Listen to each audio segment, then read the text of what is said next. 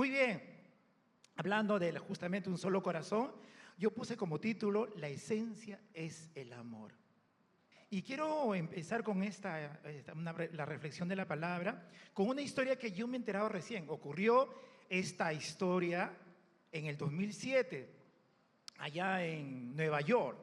En Nueva York, en esa ciudad grande, inmensa, y no solamente en Nueva York, sino que en la sociedad que vivimos, no solamente en este año, sino años atrás, hay un predominio muy fuerte de egoísmo, donde solamente las personas solamente se busca el bienestar propio, y lo que de repente aquellos que buscan el bien de otro es algo raro, es una rareza, se ve en nuestra sociedad así, ¿no?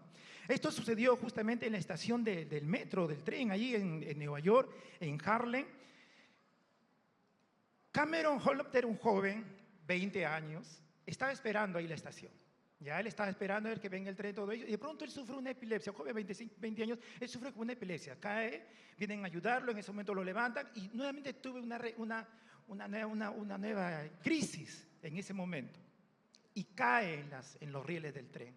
Y justo en ese momento, el tren se aproximaba ya.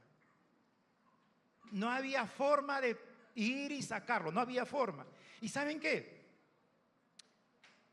Wesley Austrey, ¿sabes lo que hizo una persona afroamericana, trabajador de construcción civil? Lo que hace él, se avienta donde estaba él, donde estaba Cameron, y lo único que podía hacer en ese momento es tomar su cuerpo, abrazarlo y tratar de hundir lo más que se pueda para que el tren no lo aplaste. Y el tren pasó 5 vagones, se detuvo, y gracias a Dios que por centímetros, no tocó su cuerpo. Esos seres anónimos que aparecen ahí. Era una rareza en una sociedad donde solamente la gente vería, porque hoy vemos gente que está cometiendo un crimen o alguien está haciendo algo y la persona graba y no hace nada por ayudarlo. ¿Han visto eso? Y muchos comentarios dicen, ¿y qué hiciste? Y la respuesta es vacía, ¿no? ¿Saben? G.K. Chesterton, un autor muy bueno, antiguo, ya decía, al hombre de cada siglo le salva un grupo de hombres que se oponen a sus gustos, decía. Es interesante eso, ¿no? Es interesante la necesidad que hay en nuestra sociedad de personas o comunidades que no solamente buscan su bien propio, sino que buscan el bien de los demás. El bien de los demás. Hay autor también muy conocido, Ernesto Sábato, no sé cuántos habrán leído alguna obra de él. Él en su libro, uno de sus últimos libros, él decía, esas cosas como por ejemplo, esos héroes anónimos como Harley, ¿no? Esas personas o esos detalles del paisaje me hacen ver, me muestran lo divino, me muestran justamente lo absoluto que es Dios, ¿no? Y la iglesia, entramos hoy a la iglesia, que hablamos de Dios, que profesamos de Dios, que somos, y hemos visto acá en la cena, hemos experimentado ese amor divino de Dios. Es la llamada justamente en este tiempo, mostrar ese amor. Si hay algo realmente, un ente, una institución o un organismo que es llamado a poder mostrar el amor tan necesario en este mundo, ese quebrantamiento del egoísmo, es la iglesia. Es la iglesia. Somos nosotros los que tenemos que mostrar ello, ¿ok? Somos nosotros los llamados, las personas capacitadas para poder reflejar y mostrar ese amor. Somos los capacitados porque Dios nos ha confiado ese amor a nosotros para poder mostrarlo a los demás. Así que acompáñenme ustedes en Hechos capítulo 4, verso 32 al 37. Y en Hechos nos va a describir justamente la vivencia de la iglesia en el primer siglo. Y nos vamos a sentir confrontados de repente muchos de nosotros.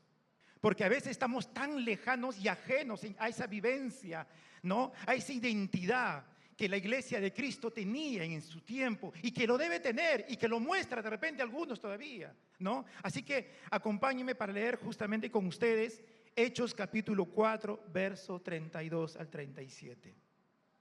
Y la multitud de los que habían creído era de un corazón y un alma. Y ninguno decía ser suyo propio nada de lo que poseía, sino que tenían todas las cosas en común. Y con gran poder los apóstoles daban testimonio de la resurrección del Señor Jesús. Y abundante gracia era sobre todos ellos.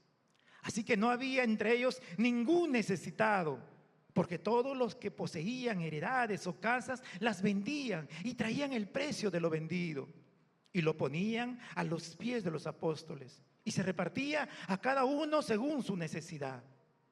Entonces José, a quien los apóstoles pusieron por sobrenombre Bernabé, que traducido es hijo de consolación, levita, natural de Chipre, como tenía una heredad, la vendió y trajo el precio y la puso a los pies de los apóstoles. ¡Wow! Cuando yo primera vez leí ese pasaje, realmente me confrontó mucho.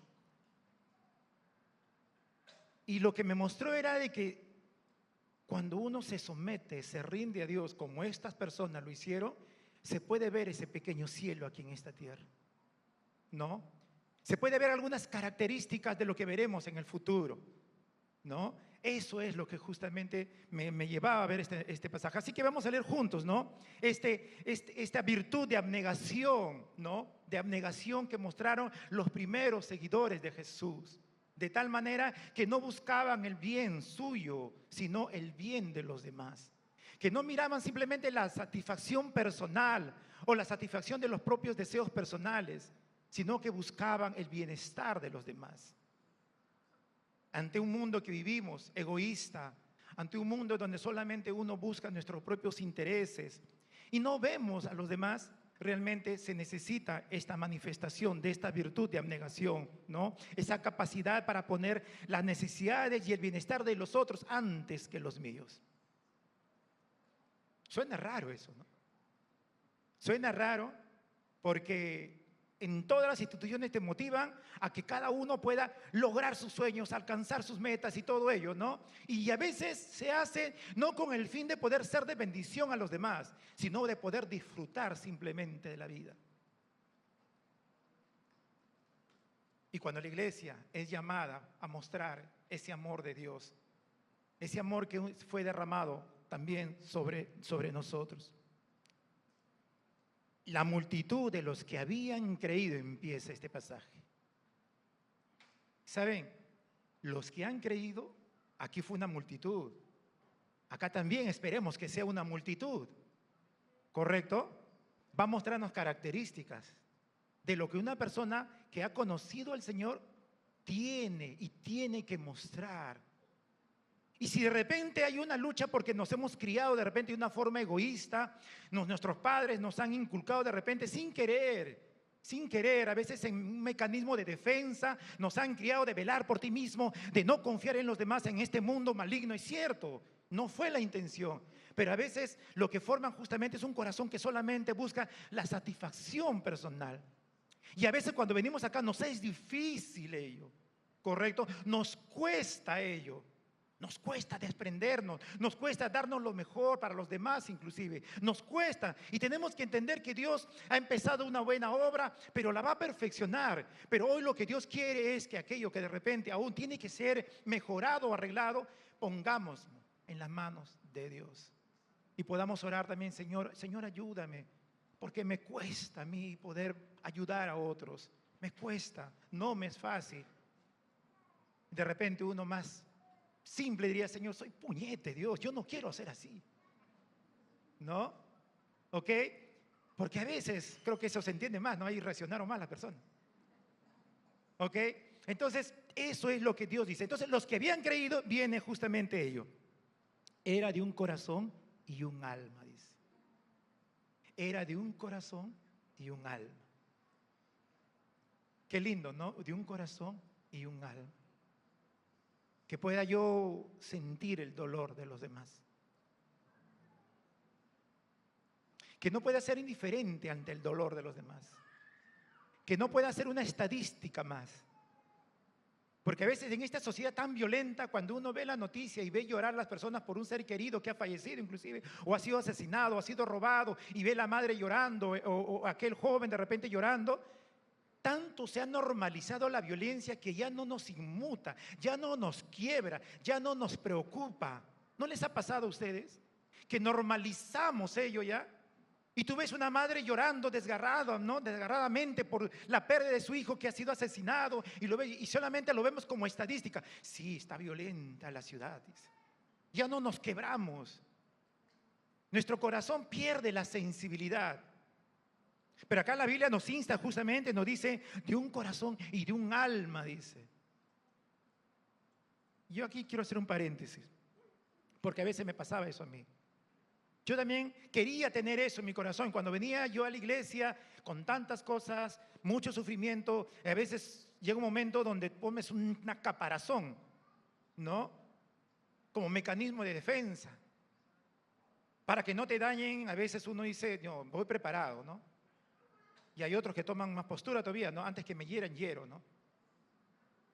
Y a veces es un mecanismo de defensa que inconscientemente brota así. Y me acuerdo yo que yo oraba al Señor y le decía, Señor, quiero tener amor también, como se ha predicado, como aquel hombre que hizo eso, Señor. Quiero tener ese amor para poder salir a las calles, para poder orar, predicar también a los demás. Quiero tener ese amor, uno decía, ¿no? Y el amor nunca venía, no es que alguien venga y de pronto oraba y se recibe el amor. Y yo salgo amando a toda la gente. No va a ocurrir eso así. ¿Correcto? Qué fácil sería, ¿no? Venga alguien, ora por mí y se recibe el amor, todo lo que estás pidiendo. Y yo salgo amando a todas las personas. Así no sucede. Y nunca iba a suceder. Y el Señor trajo la respuesta cuando un día decía, y Jesús, saliendo a las calles, miraba a todas las personas sufriendo y su corazón se quebraba. ¿Sabes lo que sensibiliza el corazón? Cuando nos involucramos, cuando somos parte de ello. Cuando yo decido decirle, Señor, aquí estoy, voy a salir, quiero servirte. Y cuando yo veo la necesidad de las personas, veo dolor de las personas, el corazón se va a sensibilizar. Allí aprenderemos a amar. Es un aprendizaje que tenemos que experimentarlo, que se aprende experimentándolo. No se aprende en un salón de clase, no se aprende en una exposición, no se aprende solamente con una oración. Se aprende, ¿saben qué? Cuando vamos allí y estamos viendo a las personas sufriendo, allí el corazón, lo duro que es, se quiebra, se sensibiliza. Y ves inclusive cómo esta gente sufre más que yo inclusive. Y el corazón aprende a amar ahí. La Biblia sigue diciendo, dice, ninguno decía ser suyo propio, nada de lo que poseía, sino que tenían todas las cosas en común. Todas las cosas en común. Una comunidad, una familia, un solo corazón. Amén. Un solo corazón. ¿Cuántos de aquí van a redes? Levante su mano los que están en una red. ¿Les gusta su red? ¿Lo disfrutan? ¿Se come bien? Sí, ¿no? Las redes tenemos esa costumbre, ¿no? Correcto. Y qué lindo es, ¿no? Qué lindo poder estar ahí con ellos, poder tener tiempos buenos. Ayer tuve ahí con mis chicos ahí compartiendo, no solamente el alimento, sino la palabra de Dios, ¿no? La palabra de Dios. ¿Y saben qué? Y en medio de la conversación que tenía, yo les decía, mira, la situación está bien dura, está difícil, ¿no? ¿Qué crees que falte? ¿Qué tenemos que hacer? Yo les decía a ellos, ¿no? Y una respuesta de uno de ellos me dijo, que lo quiero mencionar hoy, me dice, ¿saben qué? Lo único que necesitamos es vivir el Evangelio, me dice. Eso es lo que falta, vivir el Evangelio, ser parte de una comunidad, involucrarme con la gente. A ver, los que no levantaron su mano, por ejemplo, te estás perdiendo muchas bendiciones. En verdad te estás perdiendo. Estás batallando en esta vida que no es nada fácil, duro, sabiendo que puede haber alguien que pueda estar a tu lado, alentándote, orando por ti. Y eso se hace en las redes. Estás batallando, enfrentando este mundo caótico y duro y difícil solo. Es una brasa de fuego aislado. ¿Qué va a pasar? Se va a enfriar y se va a apagar. Cuando debía estar ahí todo en la brasa junto. animando unos a otros, abrazándonos, llorando, alegrarnos, disfrutando no solamente de las bendiciones, sino también compartiendo el dolor, el sufrimiento con los demás también. Ahora, si tú te dices, pero yo no sé mucho, no sé qué puedo decir, qué puedo compartir. Hermano, tu vida es valiosa. Tu vida ya significa mucho. Tu compañía, tu buenos días, tu buenas tardes, ¿cómo estás? Es suficiente para que puedas ser de bendición a otros. Yo te animo que al final voy a hacer ese llamado para que puedan involucrarse en una red y que no te vayas así, si no seas parte de la familia de Cristo. Amén. Seas parte de la familia de Cristo. Juan capítulo 17, verso 20, 21, Jesús ya en la última cena y después de haber cenado hace esta oración, ¿no? La oración sacerdotal, la oración del sumo sacerdote que hace Jesús por su iglesia, por la congregación. Y miren lo que dice en el verso 20, 21 de Juan 17. Mas no ruego solamente por estos, hablando de sus discípulos ahí presentes, sino también por los que han de creer en mí por la palabra de ellos. Ahí estabas tú, hermano. Amén. Ahí estaba el Señor orando por ti ya. ¿Y qué más dice? Para que todos sean uno, como tú, oh Padre, en mí y yo en ti. Que también sean uno en nosotros, para que el mundo crea que tú me enviaste. Amén. Es el deseo de Dios que seamos uno, un solo corazón. Es el deseo de poder involucrarnos, no solamente en cosas para hacer, sino en las vidas de los demás también. En las vidas de los demás. Es el anhelo de Dios. ¿Saben? ¿Cuántos han visto la película Rescatando al Soldado Ryan? Esa película antigua, de repente los jóvenes dicen, pastor, usted está con esas cosas antiguas, ¿no? Esa película es muy buena, es muy buena. Me quedo solamente con la última parte, hace una descripción rápida, ¿no? La historia narra de una madre que tenía, a ver, los que me ayuden, me he olvidado ya, 4 o 5 hijos. 4 hijos, ¿no? Correcto, se le mueren 3, ¿no? Sí, y solamente quedaba uno en la guerra. Y como siempre a la madre le traían solamente el cuerpo, el comando decía, no es posible, todos los hijos se le están muriendo. Así que formaron un pelotón, una comisión, con el único objetivo de ¿qué? Traer ese soldado vivo y traerlo a su madre que lo acompañe por siempre. Esa era la misión. Y ahí está el soldado, ¿cómo se llama? John R. Miller, el que estaba encabezado por todo ello. Y él va, ¿no? Con su pelotón da todo, pelea, batalla, todo, hasta el final, cuando ya está al punto ya de ser aniquilado, todo, viene la ayuda y logra salvar al soldado Ryan. Pero él está a punto agonizando y sus últimas palabras, cuando James Ryan se le acerca a él y está al hombre agonizando, brotando en sangre, le decía, la frase que le dice, aquí lo apunté para no hacerlo literal, dice, vive digno de esto. Y muere. El soldado Ryan en la película aparece ya el hombre maduro, ya James Ryan aparece adulto, ya anciano, visitando la tumba de aquel que salvó su vida. Y se acuerda de esa frase. Se quiebra, llama a su esposa que estaba a su lado y le dice, dime, ¿he vivido dignamente? ¿He vivido dignamente? Dímelo. Y su mujer, ¿he sido una buena persona? ¿Soy una buena persona? Sí, eres una buena persona. No le entendía la mujer la pregunta. Y se fue. Y solamente él relacionaba con aquella frase. Vive dignamente. Es una fantasía esta película. Pero alguien que murió por nosotros. Dio su vida, derramó su sangre preciosa por nosotros. Dio todo por nosotros.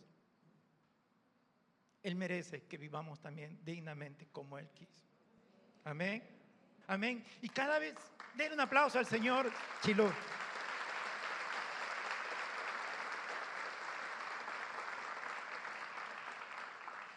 Todo lo que se comparte aquí, lo que estamos compartiendo, hermano, no lo tomen como algo humano.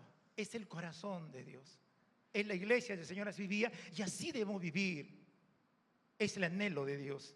Sigamos con el texto, dice en el verso 34, miren lo que viene cuando la iglesia se une de esa manera. Perdón, el verso 33 es lo que estamos viendo, hijo. Verso 33. Y con gran poder, o sea, cuando la iglesia se une en amor, en esa unidad, y con gran poder los apóstoles daban testimonio de la resurrección del Señor Jesús. Y abundante gracia era sobre todos ellos, amados. Miren, cuando la iglesia vive de esa manera, abundante gracia vendrá sobre nosotros. Abundante gracia, porque Dios, cuando hay un pueblo que se vive en armonía, como dice el Salmo 133, mirad cuán bueno y delicioso es habitar los hermanos juntos en armonía. Y un versículo final de ese Salmo dice, allí el Señor envía bendición y vida eterna, dice.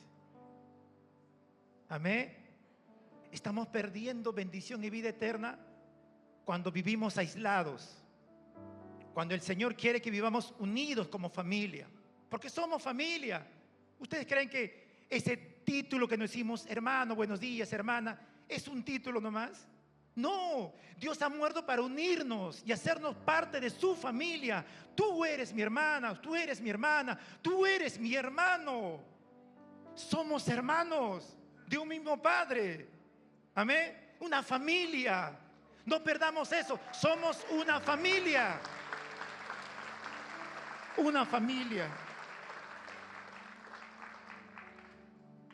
Y el impacto social de este verso dice, el verso 34, así que no había entre ellos ningún necesitado, porque todos los que poseían heredades o casas las vendían y traían el precio de lo vendido y lo ponían a los pies de los apóstoles y se repartía cada uno según su necesidad.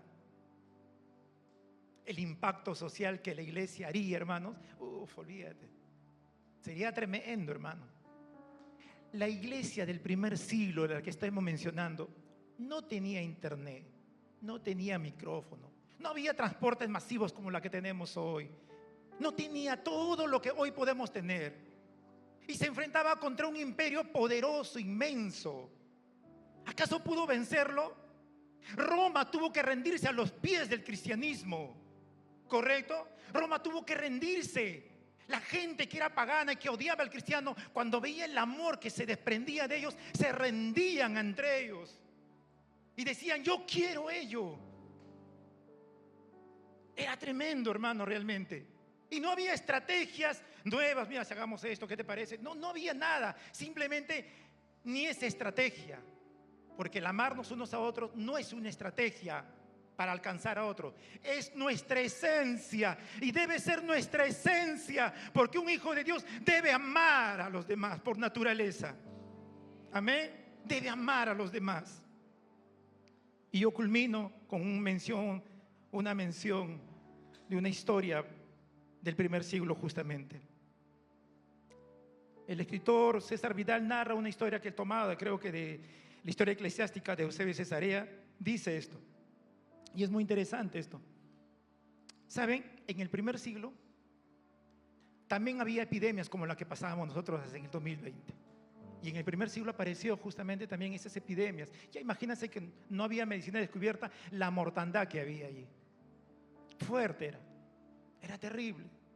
Tanto así que en el gobierno de Marco Aurelio tuvo que morir realmente por esa enfermedad inclusive. O sea, no había poder que puede detener todo eso. Y en ese momento habían dos grupos, los paganos y la iglesia floreciente de los cristianos ahí. Y las familias se enfermaban allí. ¿Cuál era la actitud de las personas paganas, las personas que no eran creyentes? Dionisio de Alejandría describe esto. Desde el mismo inicio de la enfermedad, echaron los que sufren de entre ellos y huyeron de sus seres más queridos, arrojándolos a los caminos antes de que fallecieran, y trataron los cuerpos insepultos como basura, esperando así evitar la extensión y el contagio de la fatal enfermedad. Pero haciendo lo que podían, siguieron encontrando difícil escapar, decía. Ya, eso hacía la indiferencia. Se tenía una enfermedad, un familiar, y que esa enfermedad podía contagiar. ¿Sabes lo que hacían? Lo sacaban afuera para que no siga contagiando a los demás y dejaban que se morían nada más ahí. No les importaba nada a ellos. Era la naturaleza humana. Pero ¿qué dice? ¿Cómo actuaba la iglesia en el primer siglo? Y ahora entiendo por qué Roma tuvo que rendirse ante ello. La mayoría de nuestros hermanos cristianos mostraron su amor y una lealtad sin límites, sin escatimarse y pensando solo en los demás, sin temer al peligro. Se hicieron cargo de los enfermos, atendiendo a todas sus necesidades y sirviéndolos en Cristo. Y con ellos partieron de esta vida serenamente felices, porque también se vieron infectados por otros de la enfermedad. Morían con ellos, no los abandonaba. Si yo por ayudar tenía que morir con esta persona, voy a morir con esta persona, porque entendieron su llamado, entendieron su vocación, entendieron que realmente todo el amor que Cristo había puesto en sus vidas, ellos no podían ser indiferentes a los demás. Si la iglesia hoy despertara así, hermano, si despertáramos todos nosotros así, de esa manera, todo lo que hoy pareciera que dominara, caería también. Como decía el hermano de mi rey, decía, solamente es vivir el evangelio, solamente eso, solamente vivir en el evangelio.